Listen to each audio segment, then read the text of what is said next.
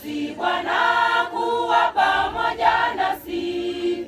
Nani asimame na aseme sasa?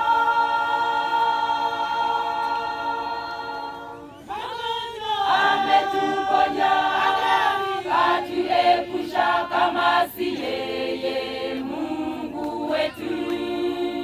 Mimi na wewe rafiki, hatuna jambo la kujisifu. Ametuponya, atuepusha kama si yeye Mungu wetu. Mimi na wewe rafiki, hatuna jambo la kujisifu.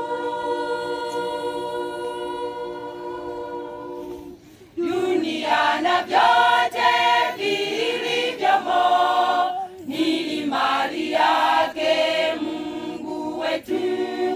Sisi tu mawakili wa mali za Bwana, tuzitunze na turudishe sifa kwake. Dunia na vyote vilivyomo ni mali yake Mungu wetu. Sisi tu mawakili wa mali za Bwana, tuzitunze na turudishe sifa kwake.